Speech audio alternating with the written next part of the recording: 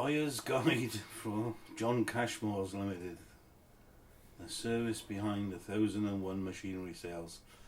Yeah, now this is a bit misleading, really, but yeah, I suppose they did have all of these things.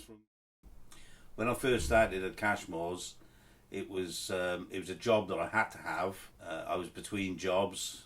Previous job I had become redundant, and basically we needed to put bread on the table.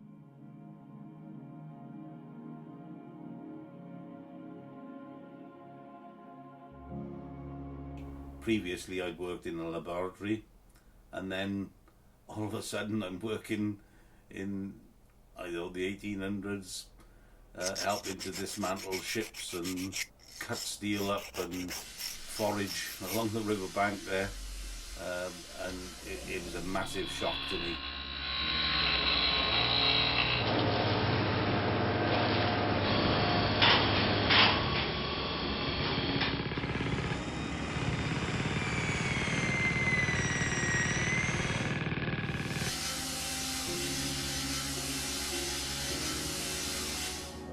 There was no such thing as health and safety. I think people just relied on your own healthy self-regard for preservation to keep yourself alive.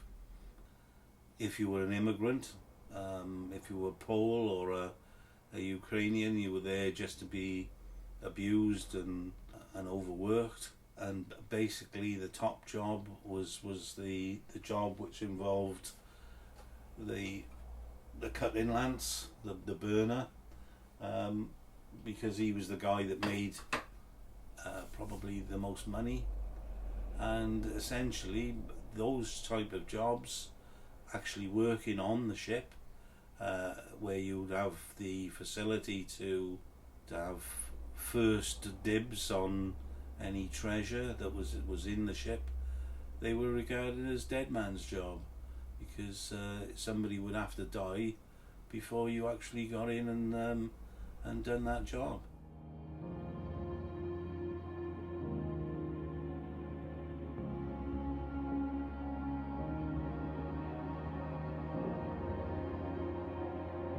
Dependent on what job you'd done, was basically as to what level of booty or treasure that you could take from the ship. Obviously Cashmores themselves were only interested in the scrap, so mainly all those other things that go towards a ship, it was all stuff that they wanted to either burn or just chuck out. So it was open season for us guys to just get in there and take what we wanted. And if you was the foreman, you had the best stuff, and if you were people like me, then you were lucky to get a little bit of scrap at the end of it. The foreman, he asked me if I could give him a lift home. He had something that he needed to be taken home, and he couldn't take it on his bicycle, so it was almost considered a privilege to help the foreman out. We loaded this, whatever it was, into the car, took it back to his house, give him a hand, took it in, and went into the property, and walking into his front room was like walking into HMS China or something, because every stick of cutlery, every piece of china, every plate, it was all off one of the ships that had come in, but it was like living in the ship's galley or something.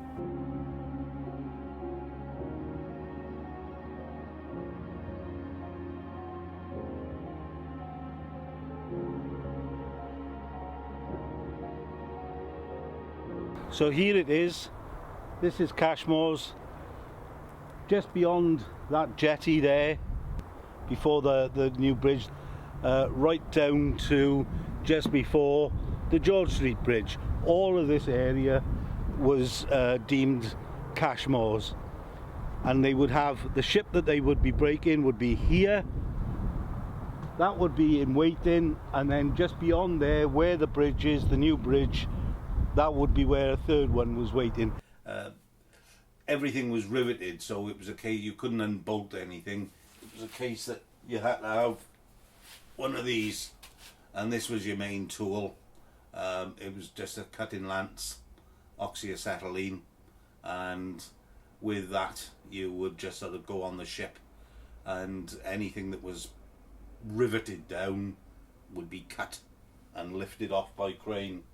So you'd have a line on the docks, you'd have one being stripped of all the fancy stuff, then it would sort of move along the dock and then have all the superstructure removed, and while it was still capable of being floated, then it would be floated to the third spot, or the prime area, where we'd actually get in amongst it with the cutting gear and start sort of removing the plates, and finally, once the water got into it, that would be like the last stage, where you'd actually have men down on the riverbank helping to cut the ship up, and a crane would be on the top there lifting the big pieces out. So we all had our part to play. It was a well-oiled operation, and even while all the ships have been dismantled, you would still be getting other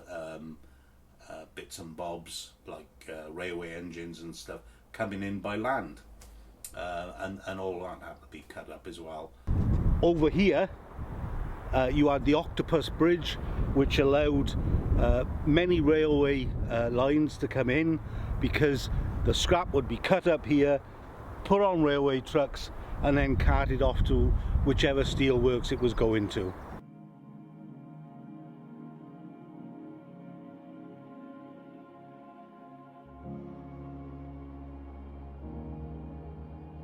Things went wrong every day. Chains snapped, loads become unbalanced. In certain circumstances, the cranes themselves would fall over, and then you'd see men running for their lives. Then that wasn't a rare occasion that happened. That was every week, you know. Every day something would happen, and you'd think, oh God, I once stood there.